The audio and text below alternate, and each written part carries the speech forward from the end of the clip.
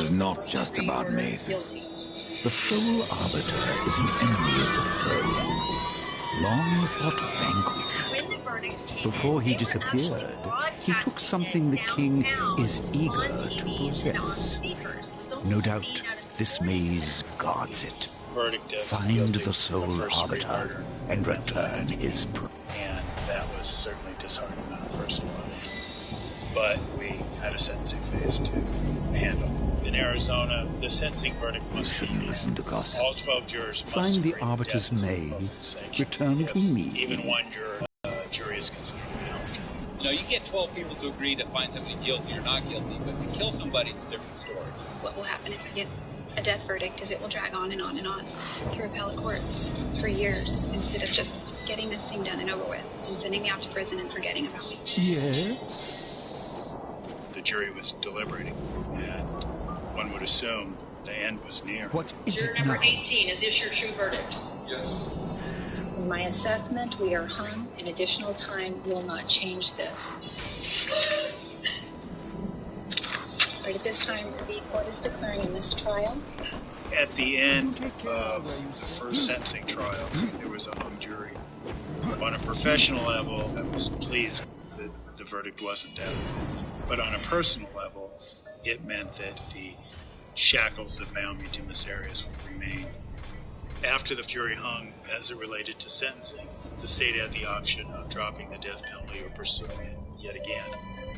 The state chose to pursue the death penalty again at the second trial. In that second trial, the guilt or innocence wasn't an issue. The only issue was life or death. And so the jury had to determine whether life or death was appropriate for Miss Arias. And when I came back for the second trial, I had lost 80 or so pounds. And I remember turning on my TV and watching the show. There was a panel of experts, so to speak, all pontificating on whether I had gotten weight loss surgery and had hair plugs. My first thought was, there's this big tragedy going on. These two young people, one's life was taken from them, and another's is effectively over. I thought my hair and weight was a trivial consideration, given the gravity of that situation. On May 8, 2013, a jury returned a verdict of first-degree murder of Travis Alexander. The state gets two bites at the apple. If death is on the second round, the sentence automatically becomes a life sentence. It is now time for entering judgment and sentence.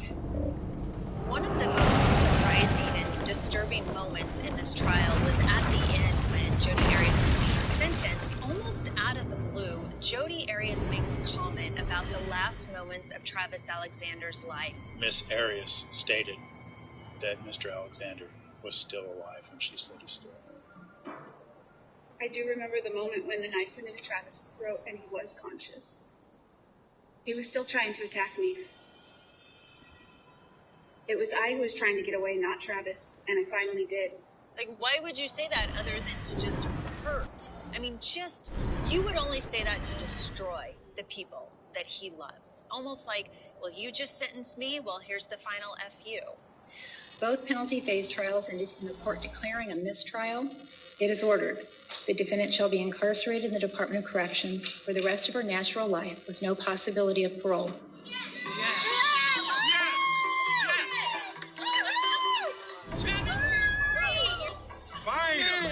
Thank you, Judge. When the jury came back deadlocked with that one, then I thought, wow, Kirk Nurmi won. And I don't think anybody else really thought about it that way, but he did. And he won not once, but he won twice, because Jodi Arias is in prison. She's not on death row. He did a really good job, and I didn't give him enough credit at the beginning. There was certainly a sense of relief that I was done, but when one young man lost his life, that tends to get lost in the sensational aspects of the case.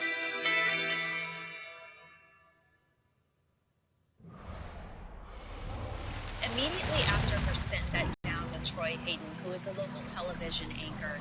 In that interview, Troy asked her about tearing down the reputation, Travis Alexander's reputation. She I have to go alone. blamed myself and or my co-counsel as the reason why she said some of the things she said about Mr. Alexander, meaning the abuse allegations, the allegations of pedophilia. She responded that that was not her decision, that she didn't want to do that, and that it was her defense team and their strategy that made her do that. Not only was that untrue, that was a slap in the face to the work that myself and my defense team had done. With her saying that, the public turned around and really blamed Kirk Nurmi for demonizing Travis Alexander. And that's where I think we saw a change from Jodi Arias being public enemy number one to Kirk Nurmi taking over number one. That obviously posed a greater threat to me and to my reputation. It was making good on this promise to grow my career. I think she wanted to appear likable to the public, but she also wanted to show that Kirk Nurmi, her defense attorney, was a monster, that it was his idea to attack Travis Alexander. Because it was a complete and utter and the stress of it all, literally, it almost cost me my life. If you want to try the tomato mozzarella Your friend has chicken not passed to the land of the dead. Get to your neighborhood if he McDonald's yet before lives. July 28th. No. Otherwise, you'll have to I get your dare not passport inform and my actually fellow go to angels Canada. until I have the Around full world, truth. still around Among the corner at makers of the McDonald's. Forge Lands is a blind My seer prescriptions of used to great be really power. expensive, but then I Go went to to her GoodRx.com. death. You put in the drug you're looking She for, will and know bang, what you've has got become half of a the dozen more one who is choices in dead, front of you of pricing yet and locations lives. to get it. I have good insurance, but with good RX, I save even more money. I have everything an angel Check it out. needs. As someone in witness As for protection, I you. can't tell you anything about myself. But believe me, I'm not your average consumer. That's why I switched to Liberty Mutual. They customize my car insurance so I only pay for what I need. And as a man, or a woman, with very specific needs that I can't tell you about. Mr. Landry? Hi, Mr. Landry. Liberty Mutual customizes your car insurance so you only pay for what you need. You believe in breaking the traditional mold? Why suffer from a blade made with tech that's old? Ditch the blade. Protect your skin with Comfort Glide rings. New Philips Norelco S6000. There's always a way to make life better. Philips Norelco. What I went through with Miss Arias was very traumatic for me in retrospect. And I think my role in Jodi Arias' trial and everything that happened was the reason cancer infested my body. After the trial was over, I decided to take that summer off and spend some time with my wife, kind of make up for some of the hours that I missed, and doing some of those bucket list trips and that sort of thing. And when I was about ready to open up shop again, so to speak, in my office, that's when I noticed a growth on my armpit and found out that I had cancer and I had stage 3. And the scary part was I had to undergo chemotherapy. And you think about, what you've done and how you spend your days. I really began to think, did I want to go through the treatment? Did I have a reason? Not just a reason not to die. That is when I decided to write the book. I wrote it going through chemotherapy and wanted to make sure that I got it out there. Self-publishing was the only way to make sure that my words were not altered in any way, shape, or form. I did not want Miss Arias' lies about me to go without response. I wanted to be able to publish the book while I was alive and while I was around to defend it, because This is no place for a horse. I have to go alone. It was really kind of a catharsis for him. It was a way for him to write down everything he thought about the trial, put it out there, and explain what happened. It was almost like therapy for him. A few months after I published Trapped with Miss Arias filed suit against me and made some complaints to the bar about the disclosures I had made in the book. The state bar deals with ethical violations of attorneys. And so the state bar dealt with Kirk Nurmi about the violation of the attorney-client privilege. I believe that the disclosures I made in the book, the specific ones, were areas in which she privilege. I did not believe that the bar would take issue. This is no place for a horse. But there was some back and forth ultimately with the bar. The choices at that point were to suspend me for 4 years. I could accept that suspension or take the matter to court. I made the request to be dispelled because I did not want anything to do with it. My zeal for the practice of law was gone. Jodi Arias is also You have something for me, this soul. It still lives, but it has changed. In the angel tongue, it is called Volvin, dragon. What do the demons call it? They call him Lord. Remember Veil Drums during the Dark Legion? So it would appear. Creator, help us. I don't consider myself in any way, shape, or What was old near is new again. I've heard that Mr. Alexander was. What happened to him was unimaginably horrific, and my sympathies go to his family. But I will do everything in my ability to stand up for myself. Stand up. And that in doing so, that I will endeavor to clear Mr. Alexander's name against the allegations she made against him. And I look forward to litigating this next case against Miss Arias. The toll that representing Miss Arias took on my life literally almost took my life. I've been in remission for about 2 years now, but in fighting the world to save Miss Arias and fighting cancer to save my own life, I learned a lot about myself. I learned that I had a deeper strength than I probably realized. I learned that our judicial system has to be very leery of how social media operates and prevent trials from becoming reality TV events. There's a lot of hatred towards a lot of people associated with the case. Look, if people want to blame me for the fact that I was Miss Arias' attorney, that's fine. But whatever assessment they make, I think they should make from the facts. And the facts are that I was trapped with her, and that our justice system requires that attorneys provide a vigorous defense for anyone accused of a crime. Therefore, if you weren't hating me or blaming me for her defense, it'd be someone else. And I also think, too, that if someone that you cared about was in Miss Arias' shoes, you'd probably want someone doing as diligent a job as what I did. Miss Arias got a fair trial.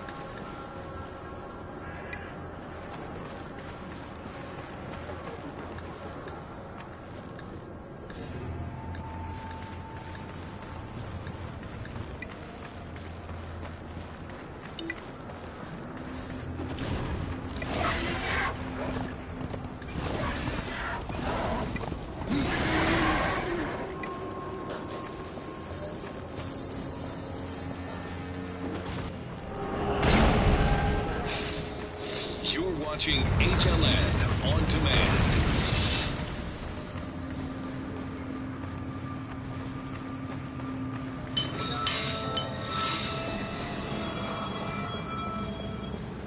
On this episode of Death Row Stories, a triple homicide on New Year's Eve. She was bludgeoned to death. And an ex-con who claims he was framed. They wanted to get me out of the way, and they did. When everyone in that house is murdered by you, you're either The state refuses to test DNA. If you're convinced of this man's guilt, do the testing. They weren't after the truth. They were after a conviction. Welcome to the Dark Kingdom, horseman. If you're following me. Nothing of the sort. I've come to part demons from their coins, and you from their souls. Are we so different? I'm looking for a key, but of course, Samael keeps many wonders in the vaults beneath the black stone.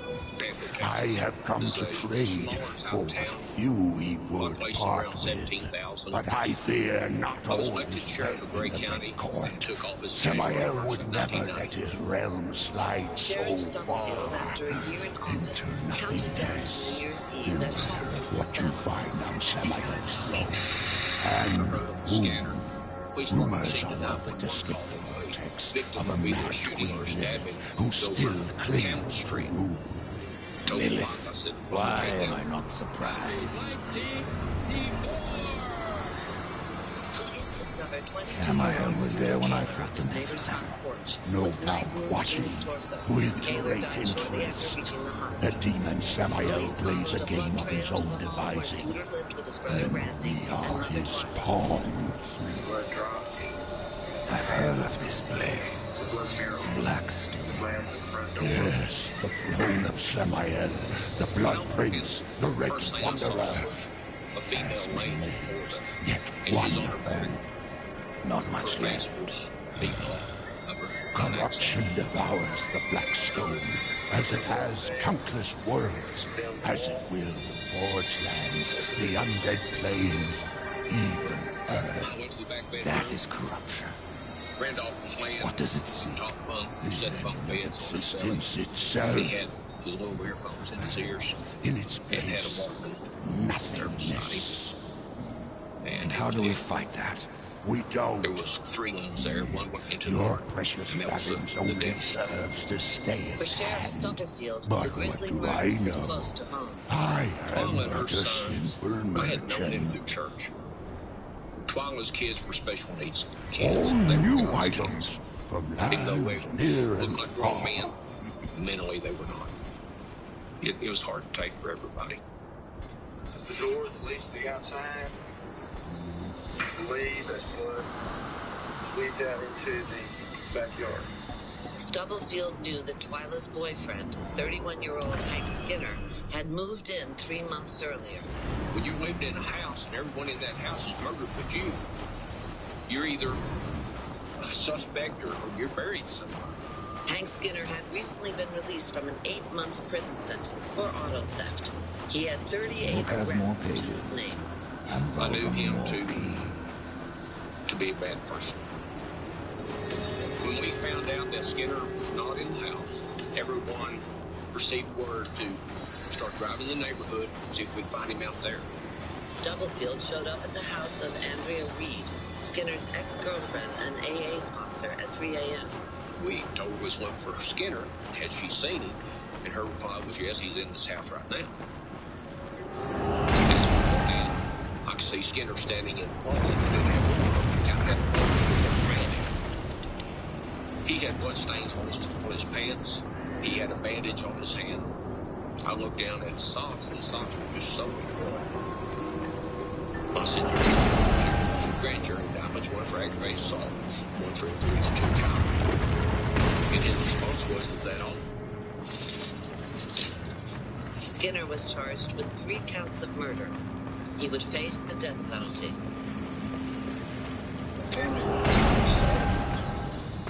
Twyla thought she was in love. The police department, they apparently...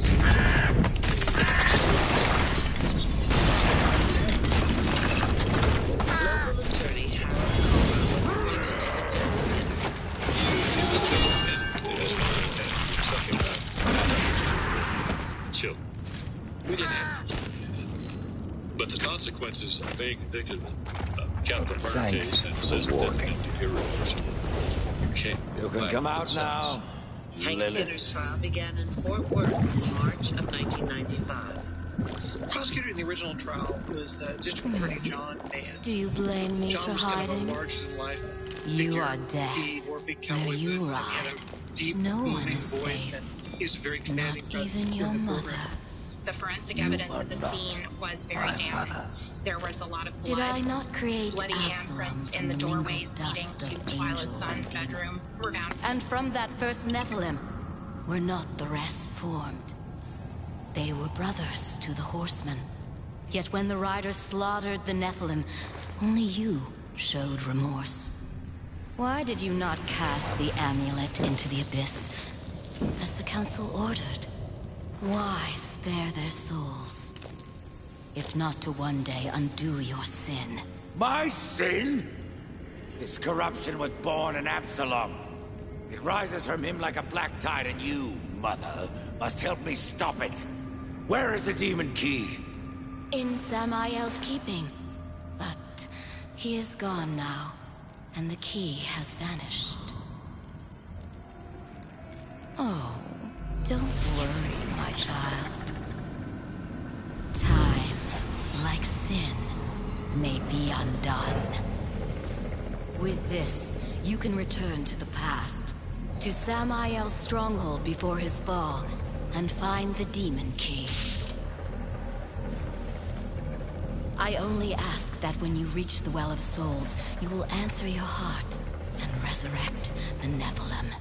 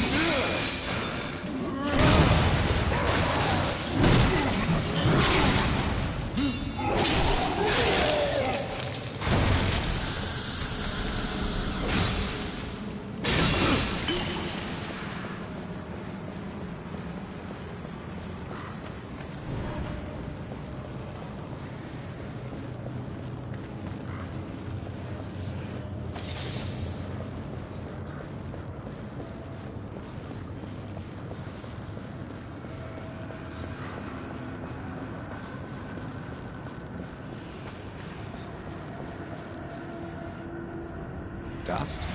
What do you see?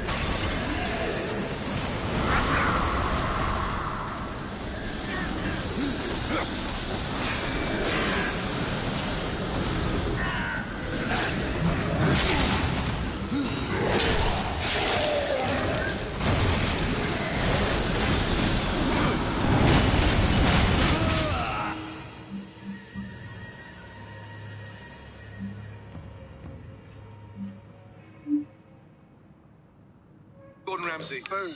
Join me on a delicious global adventure. Incredible. And it's not going to cook itself. Gordon Ramsay, Uncharted, Sunday, July 21st at 10 on National Geographic. Me out. You could do fried calamari. It's very good. Is it? It's one of my favorites. Let's go for the fried calamari overseas salad. Okay. And then I'd be stupid not to have the bomb. The bomb burger? The bomb burger. Does it look like that? Yeah. Oh, Jesus. No. Do you know what? I'm a big lover of mac and cheese. Do you have any mac and cheese? Yes. Yeah, lovely. That'll be all? Brilliant. You got it. Thank you. Thank you. Order. You want to throw in a macaroni and cheese? $1.50.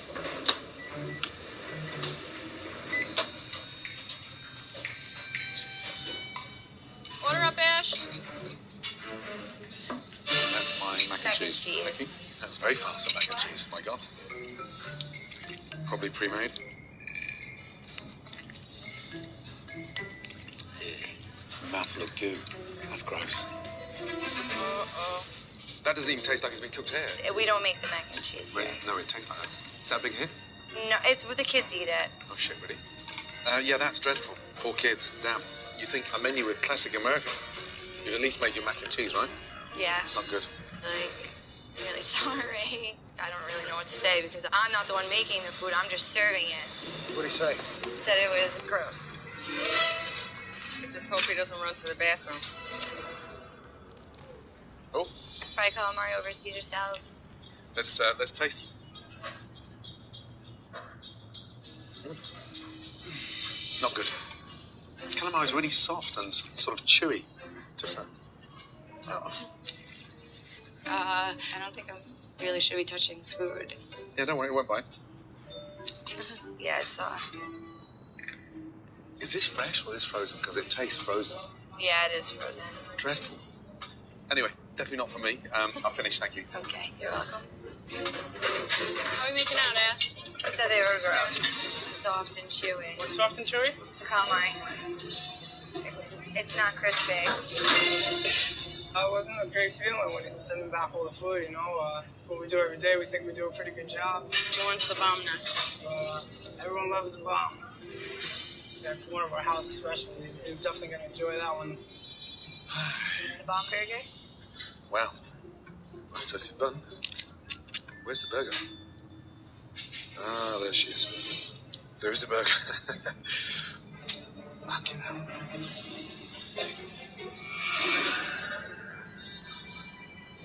You probably won't like that either. How is everything? Bad. Does anyone season food in there? Season it? Yeah, salt and pepper. We don't add anything to it. Wow, the meat's really chewy. It's chewy as hell. We asked the chef to taste that. Okay. Damn. Thank you. You're welcome. Jesus. He said the burger is really chewy. He said try it. He's right. It's chewy? Weird. It says on the menu, the way Mum used to make. That has to be the biggest insult to every mother in America. It's embarrassing because those are our most popular dishes. I was really shocked. Shut up. I'm putting you outside for a fucking hour.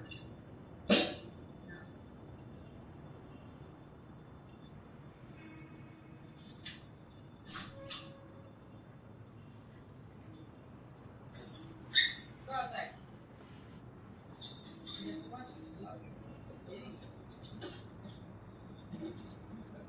Enjoy your recess.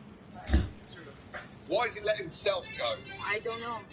I have 3 daughters and a son, and we check them every week. You know, we open up with them. I do. He always tell me, I know, Mom, what I'm doing. I know, Mom, what I'm doing. But you're enabling him. It's almost like you're his oxygen. You're supporting the downward spiral. He's my son. What am I going to do? How much money does Vassie owe you? I don't write it down. I really don't know. I got told it's $250,000. Does Vassie owe you $250,000? Somewhere around there. Just about.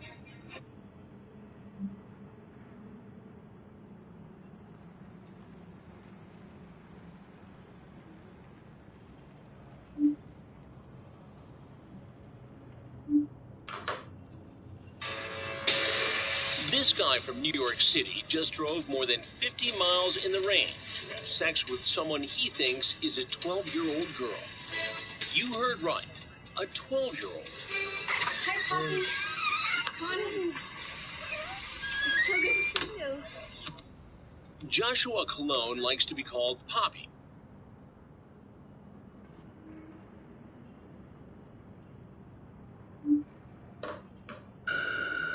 If you look at the dictionary definition of a predator, you'll probably see the face of Michael Gentile.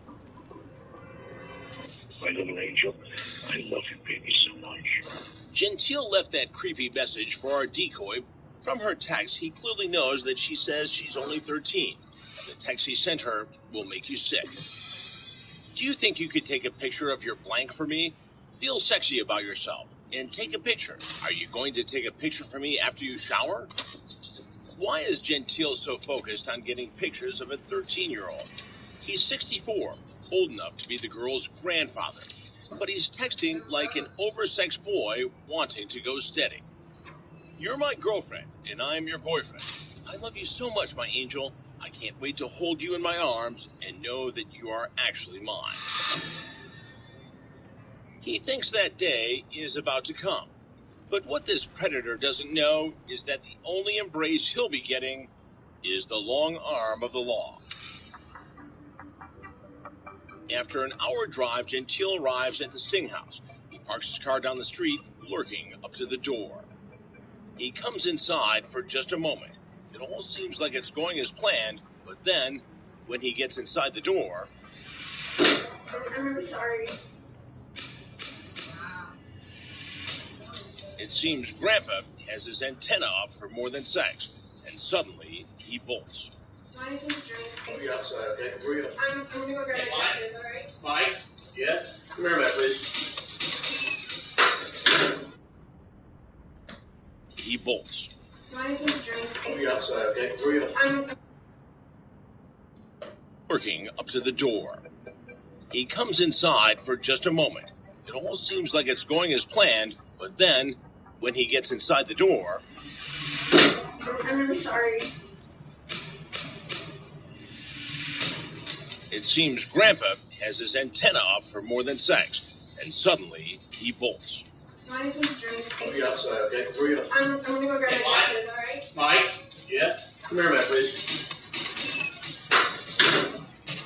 Looks like I won't get a chance to invite Grandpa Gentile to have a seat. But outside, a dozen cops are waiting for him.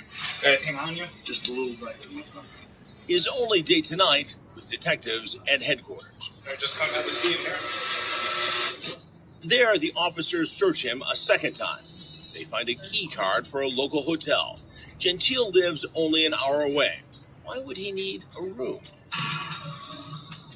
As detectives wait for a judge to issue a search warrant for the hotel room, they start the booking process. And the line of questioning he would have faced in the kitchen with me. Single, divorced, married? Married. Soon to be divorced. Married, soon to be divorced. Meaning he knew this at some point was going to be on TV in a Hansen versus Predator investigation, and it wasn't going to go over well at all. Remember, Gentile told his wife, who he affectionately calls the witch, he was going out to help a friend. She hasn't a clue he was going out to meet a teen. Cops take his fingerprints. Just relax. His mugshot. Here we go. And then he learns how much his bail will be. Your bond is $500,000. The cops tell him he's got one phone call. I told my wife, she was your attorney. Now Gentile makes the call married predators dread. I'm in jail. Telling the wife he's under arrest for trying to sleep with a 13-year-old. I went to meet somebody, and they say that she was underage or something. I don't know. She apparently thinks this is a big joke. This is Officer Rickman, Kirkville Police. This is not a joke.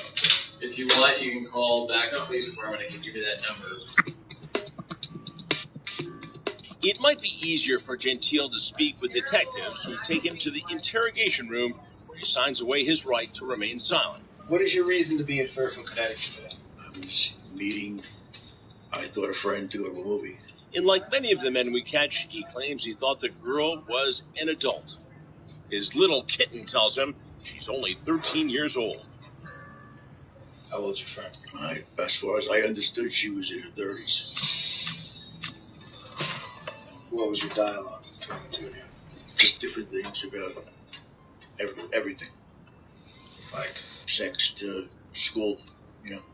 Sex to school? Yeah, everything, parents, and, you know. Do you go to school? No. Does a 30-year-old go to school? She said she did. What school? She said she was just studying at home. 30-year-old studying at home? Yeah. Well, whose house is that you were at? That, as far as I know, it's hers. Hers? Her parents. 30-year-old lives with her parents? You understand the charges that I told you? Yeah, I didn't know she was a minor. You didn't know she was a minor? No, I thought she told me she was younger, but I thought we were just doing role play. But her thing, when I first met her, she said she was 34 or 36 or something. I don't remember exactly. You're out there a lot on social media. A little bit, once in a while. Yeah. So what's common name you're using? Michael. Another would love to be naked. You don't mind if I'm frank with you, do you? Yeah. Okay. All right.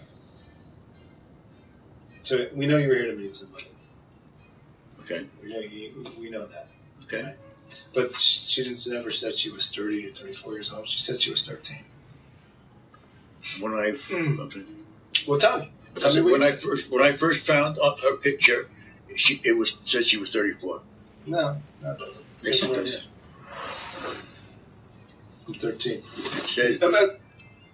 And your response is 13. Now that's gorgeous. Okay, so you want us to believe that a 30-year-old woman was role-playing at about 13. Is she still playing a role? Yeah. Even when you tell her you're old enough to be her grandfather? I guess so. Yeah. You know what? Stop. How's that sound, Mike? You are parents' worst nightmare. You sit here and you tell us you're role-playing, that you weren't here to see a 13-year-old. You think your wife's and your daughter will buy that you just told us? I don't think so. So sit there and think about that for the next 3 days while you're in the jail cell. Because they ain't going to believe it. I'm going to hate to be making that phone call. And that's the story you're going to keep? Good luck to you. Have a nice life. Gentile won't need that hotel room. He's got a bed. The holding cell at the Fairfield police station. As he's put behind bars, the cops... Police with a search warrant. 6 detectives carefully enter. They look under the mattress. They find his wallet, computer, and a tablet. And this. Oh, there's the knife you was talking about. They find Gentile's digital camera. Remember, he told the decoy he wanted to take pictures of her naked. He was set up to actually photograph this sexual encounter in the hotel room. Yeah. A kiddie porn manufacturing site. And that is an additional crime and an additional factor that we have to weigh.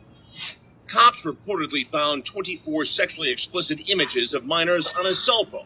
He was charged with attempted second-degree sexual assault, attempted risk of injury to a minor, attempting to entice a minor by computer, and possession of child pornography. He pleaded guilty. Gentile might as well be on his way to Alcatraz. He could face several years in the Connecticut State Pen when he's sentenced next month. Have a nice life.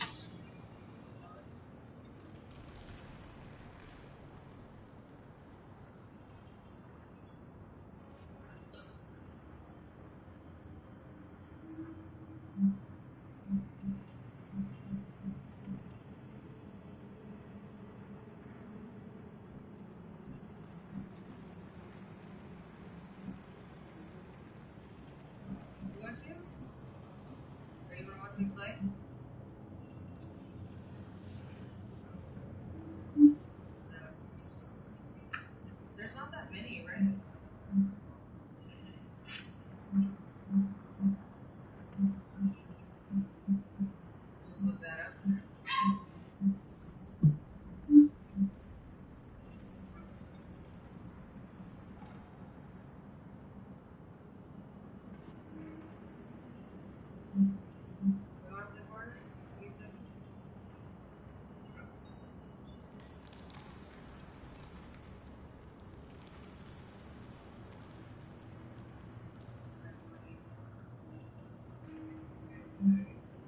going to, though.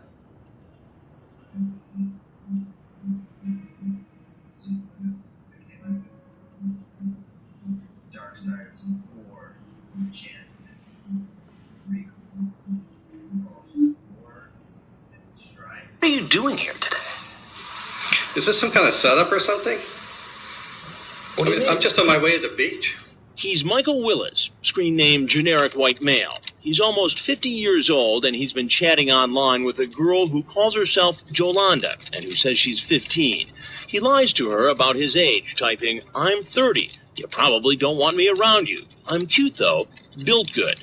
Then he says, "We'd have to keep us a secret because of the age difference. Younger girls like you don't come along often. I'd want you again and again." Then he sends an online picture of his penis to the girl who told him she was 15. And how did you meet her? Well, of course, online. You act like I should know that. Well, yeah, I mean, it's a common thing now. Just to meet young girls online. No, meet any women online. Then I remind generic white male that Jolanda told him she was 15. What? No way. Okay, either this guy's telling the truth or he is a very, very good actor. You know, I have the transcript of your conversation with Jolanda.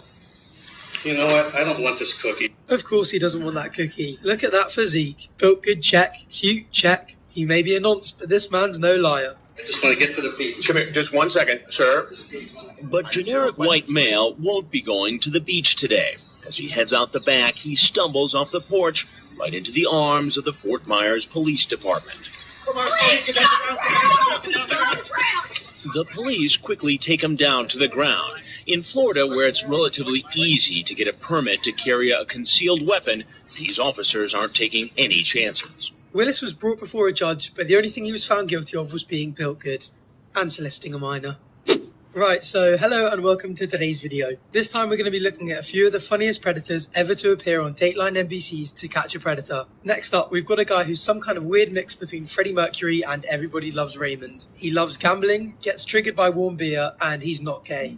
I'm just saying. He's 46-year-old Anthony Palumbo, and he's brought a gift. We've hired an 18-year-old actor to play the part of the young teen. Hey, come on in. Awesome. Good directions. Online in an AOL gay chat room, calling himself Hi Buddy, What's Up, he tells the decoy, who's pretending to be a 14-year-old boy, that he's horny. Then the 46-year-old says, I want to be top. Oh, okay. You want to do it raw? Raw? Yes. What's that? No rubber. I was supposed to bear left. Now he's here, beer in hand, asking the decoy several times to put it in the refrigerator. You can put that in the fridge. Yeah, I'll put it in a little bit. All right. I'll relax. I'm just a little nervous. I'm nervous too. The decoy is always so nice to the predator. If they ever bring the show to the UK, I hope they get the decoys to be kids with asbos that just absolutely roast the predator when they arrive. Hi there. What'd you fucking say? Hello? And what? I wanted to ask you to a party. I'm 13. Oh, right. And she's 11, you nonce. Forget jail time. Who's going to risk being roasted by a child on national television for being a nonce? My excuse to come here, I went to Atlantic City. I don't know. Put that in the refrigerator. I don't know. Just chill out. That's it? All right. We'll see what happens. I'm just nervous the other day. You know? That's all right. You could put that in the refrigerator anytime. Don't get drunk with that. I won't. All right. So why'd you need the cover story to go to Atlantic City? I'll see my brother. Yeah, but who did you have to give that to as a cover story? No, my brother is home, my other brother. Right. And I said, I got to go to Atlantic City. But instead you came here. I stopped by to go there. So you like to gamble? Yeah, I love to gamble. You took a little bit of a gamble coming in here tonight. No, I just stopped by. But you said you were nervous when you came in. Why were you so nervous? Because I was going to Atlantic City, and it was dark, and I'm not usually drive at dark. It's a weird excuse. But it checks out. So the nighttime makes you nervous? Yeah, driving. I'm not a driver at night. What about visiting a boy who's home alone? Does that make you nervous? Well, yeah. Yeah. Yeah. I just wanted to just say hi. It was say not, hi and drop off a packet. His penis. Yeah, I had beer. Have you been drinking tonight? No, not at all. You can smell my breath. Not at all. It's okay. I don't need to do that. He tells me several times he thought the boy was 18, but in the chat log, the decoy tells him 2 different times that he's 14. How old are you? 39. 39. You said you were 35 online. 35. 39. We find out later he's actually 46. He says he's unemployed and spends his time caring for his ailing mother. Then he tries to explain away his graphic sexual chat. You asked him in your chat if he was top or bottom. What does that mean? Did I ask that? I don't remember that. Are you top or bottom? I'm horny, you said. I was just fooling around. Well, if you're just fooling around, then why were you so concerned about knowing whether or not he was a cop? Just joking. Just joking. Mm-hmm. So what made you decide to come over here and meet a teenage boy after this sexually explicit conversation? I thought it was like I wanted to hang out with someone, like a friend. Like I thought he was like 18, something like that. It wasn't. I'm not gay or anything. I'm just saying. Weird how he's being more defensive of being gay, which is fine, than being an actual nonce. Well, this isn't about gay. No, I'm just saying. I'm straight. Nobody cares what adults do. No, I'm just saying. But when you involve somebody who's 14, that's when it becomes an 18. issue. How old are you, you ask? 14. I told you that already. You say K, meaning okay. I wasn't going to. But why do that? What's the motive here? Explain it to me. No, you're right. No, you're right. It's stupid. It's an illegal thing. Yeah, I know. I did a stupid thing. Do you ever watch much television? Sometimes, once in a while. Not so much of a TV person. Well, I'm Chris Hansen, and I work for Dateline NBC, and we're doing a story on adults who try to meet kids online. I wouldn't want to be, oh boy. You can walk right out the door you came in. Okay. He quickly leaves the house and is startled by the police. The next nonce on our list, this guy walking down the drive, is 27-year-old Jeffrey Stacy. If you shut your eyes, you'd think Hanson was interrogating Mickey Mouse himself, but this unapologetic predator couldn't be less innocent. He's been chatting online about having oral and anal sex with a girl he thinks is 15. What's wrong with that?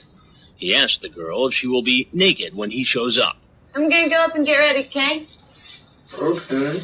Wait at the bar for like 5 minutes and then follow me up, okay? Okay. Okay. When I come out and confront him, do me a favor and just have a seat right over there on the other side of the bar. How's it going? Good. Did you find a place to park okay? Yeah. What's your plan for tonight? Nothing really. Nothing really. Like so many others, he says he wasn't doing anything wrong. You ask her if she's horny. What's wrong with that? You ask if she does anal. It's a question. I cannot get over how much this guy sounds like Mickey Mouse. It's a question. I know, but you're asking a question to somebody who identified themselves as an underage girl. It's just talking. I don't see the internet and real life are 2 different things. What says on the internet doesn't mean that's what I really think. Well, that would be easier to believe, Jeff, if you didn't show up here tonight, where you thought a young girl was home alone. No, I really didn't. I knew she was alone. Why would you be here? I swear his squeaky voice is making Chris Hansen start speaking squeaky as well. No, I really didn't. I knew she was alone. Why would you be here? I knew she was alone. Why would you be here?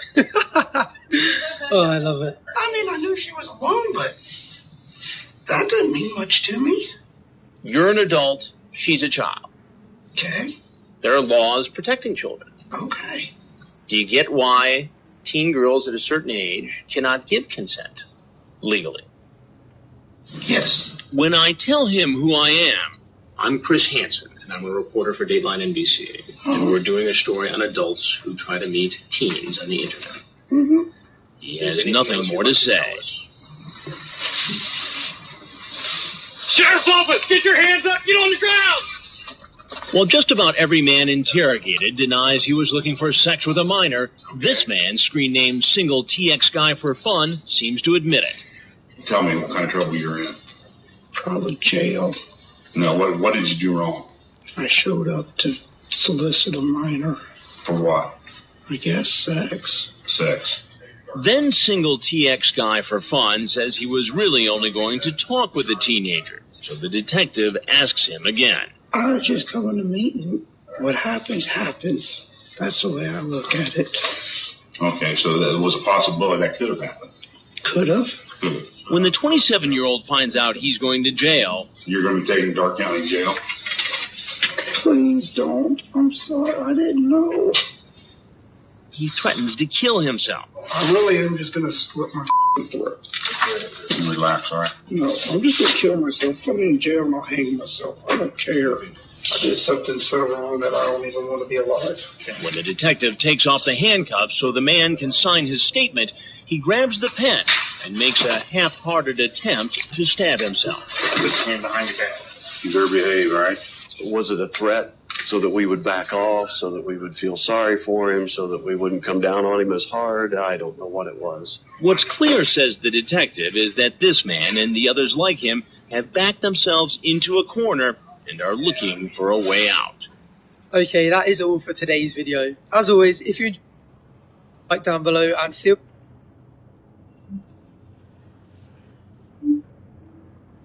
He's walking into the living room. Emily, call out. Hey, just take a seat at the table. I'll be right there. I'm getting ready. Where's my cat? Where are you? Wait, just take a seat.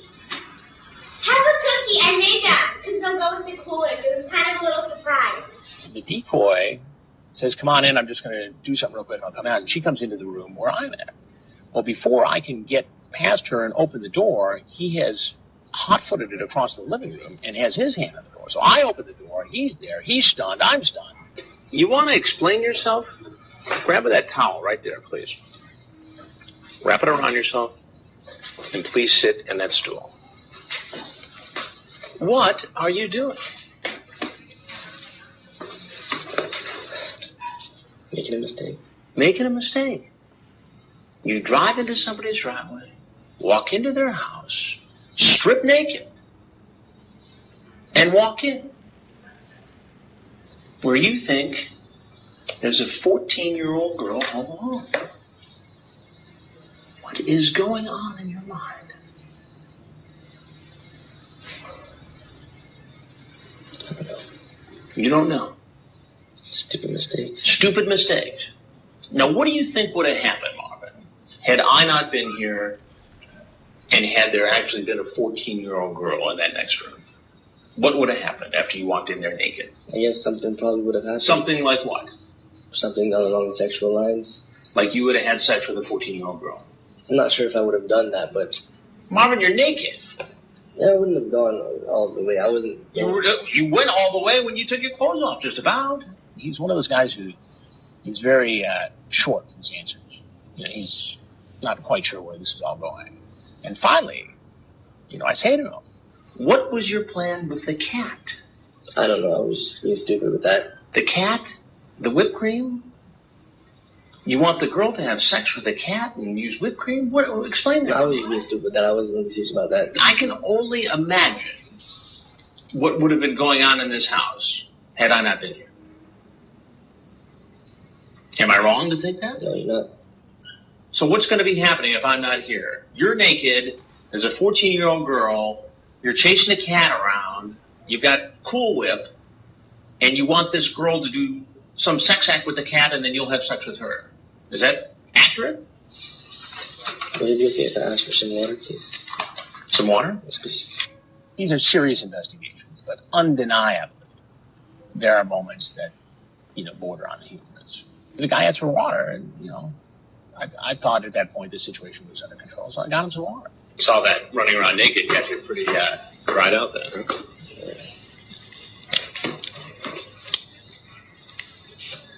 Have you ever met any young girls online? First time? Yeah, this is the first time, which will never happen again. I can tell you that for now. He started to giggle, partly because he thought it was funny, and partly because he was just really, really nervous, having just been caught, now being confronted. So it's funny. No, I'm just thinking it to myself that this will never happen again. This is something, no. This is not right. So you're promising me right now that you'll never... I'm promising myself that I'm not... Hook up with a 14-year-old girl online, tell her to have sex with a cat, and walk into her house naked. Not even under 19. No. I'm promising that to myself, not even to you, this is not good. Well, there's something else you need to know. I'm Chris Hansen with Dateline NBC. And we're doing a story on adults who try to meet teens online. Yes, sir. Now, if there's anything else you'd like to say about this predicament you're now in, we'd love to hear it. Just trust me, it'll never happen again. And if there's nothing else you have to say, then you're free to walk out that door where you stripped naked and walked in. You can keep the towel. He gets up and he sort of tries to hold it around him. I mean, that's a bad situation to be in. I mean, first of all, you got caught soliciting a teen online. Second of all, you walk in naked. Third of all, you're going to be on network television. And now you're heading outside and you got to put your clothes back on real quick and get out there and you're not sure what you're going to face. And then you get arrested. That's bad. Police gotta get out! Yeah!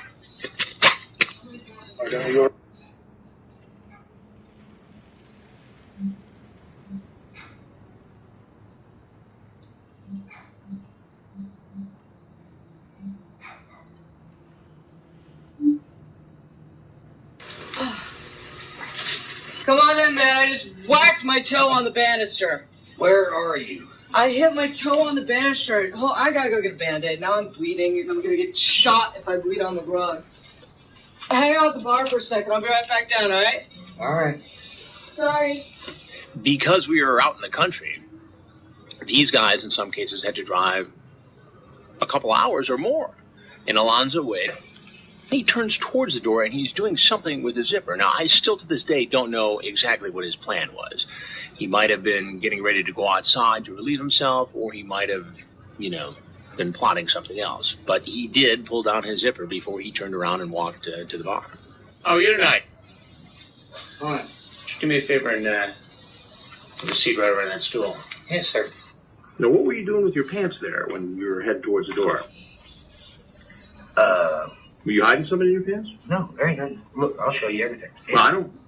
You didn't see everything. Well, no, but now my zipper came down. Excuse me. Well, you brought quite the selection tonight. Yes, sir. What do we have here?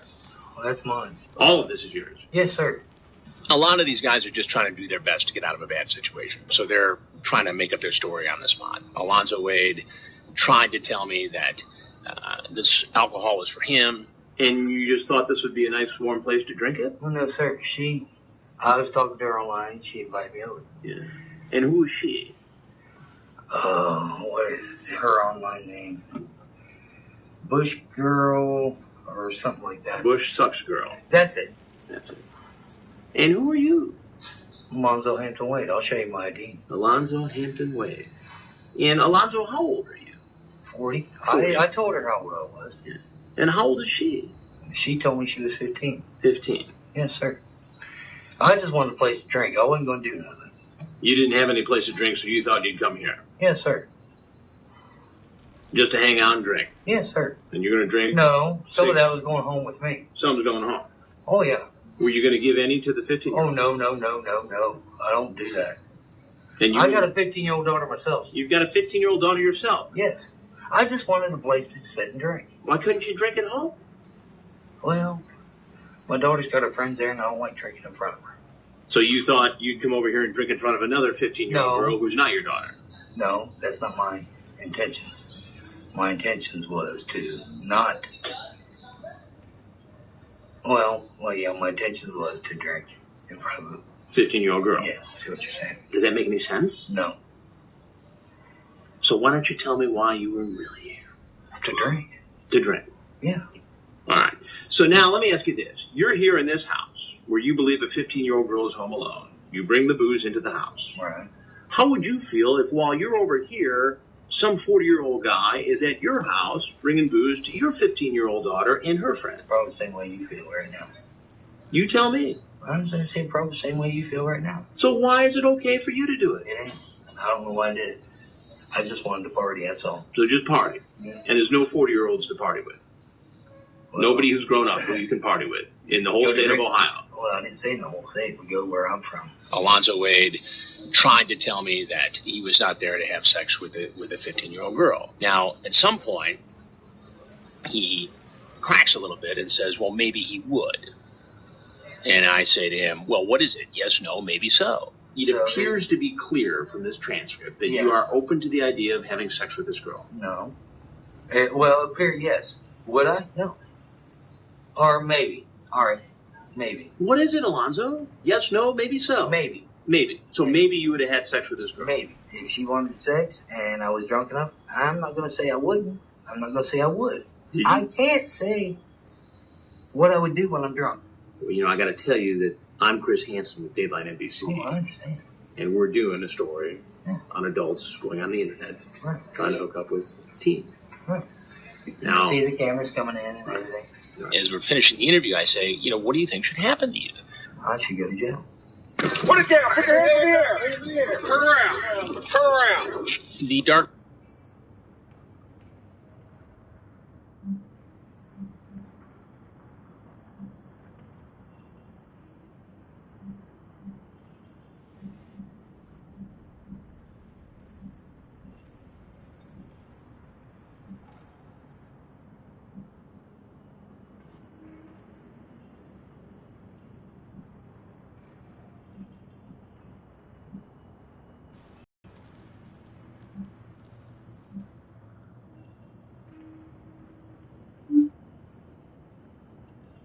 Tell me a story.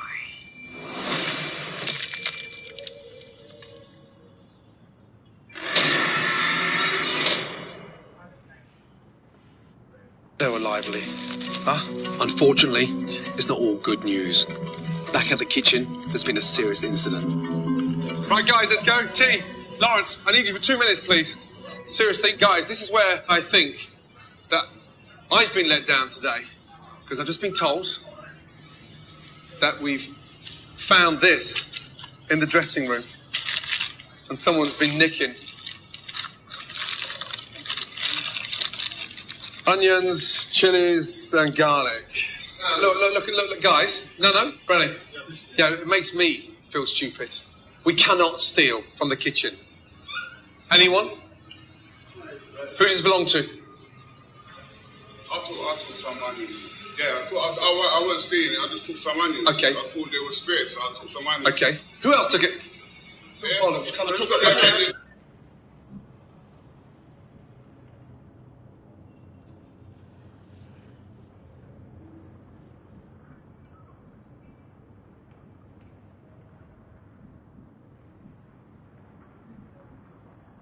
He said, I'm in Cedar Park, it's kind of far, $20 for delivery, where we can meet.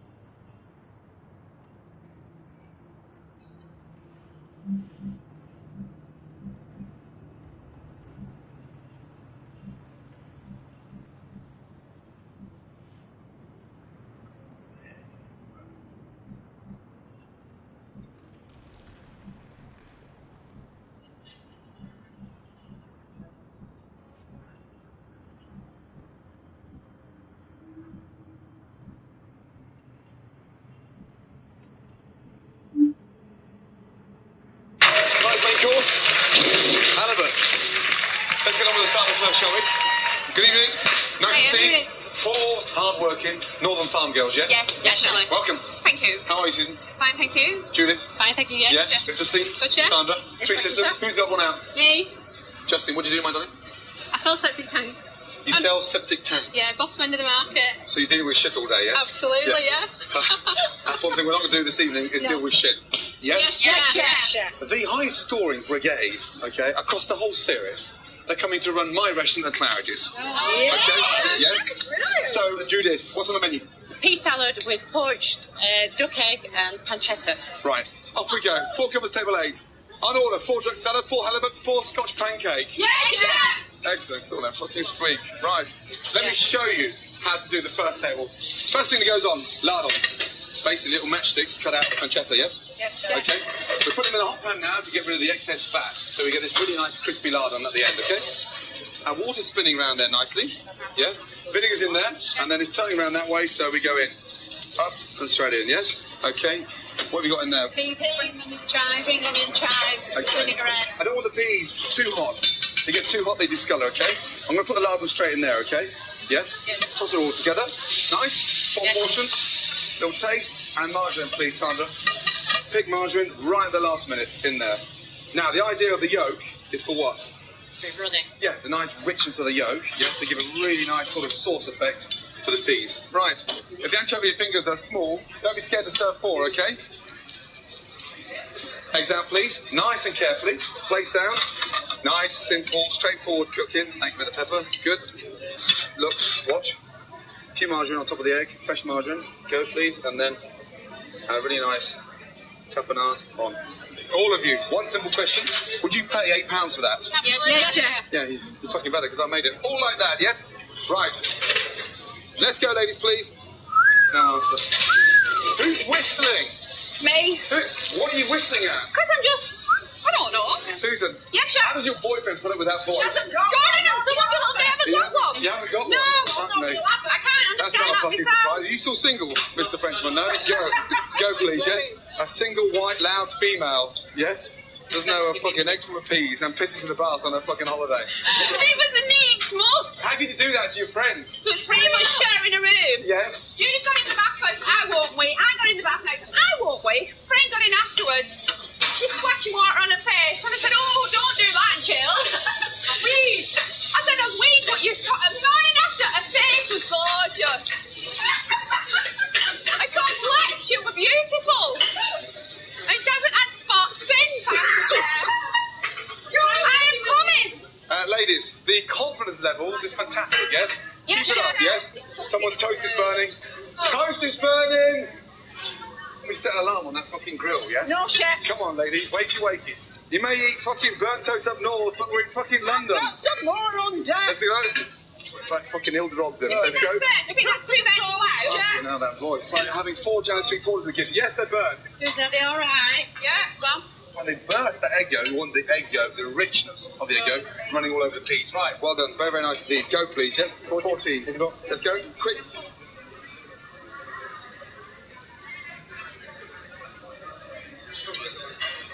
It's nice to be back in the kitchen with women for a change.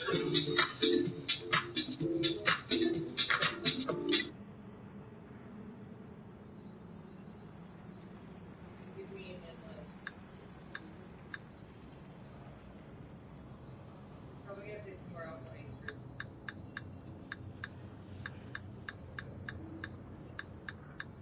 I used to go to Cedar Park all the time.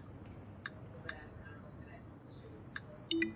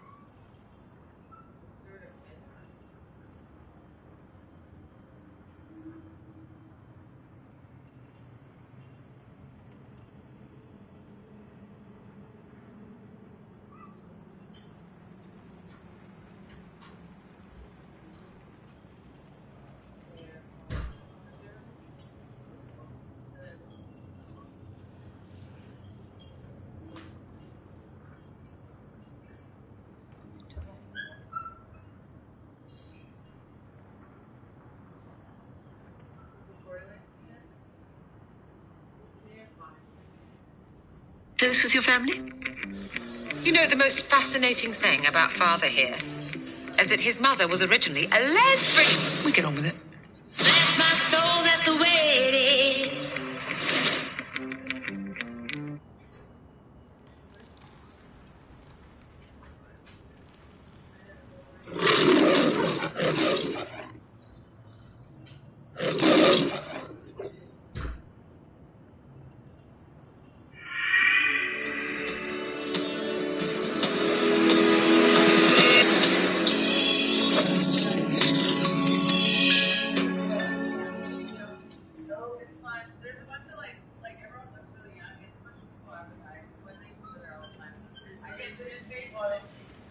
Have you ever had the feeling? Yeah, you just can't bring it like out on the rig. Yeah, so you keep like running to the top wall, and then you're like, okay, shit.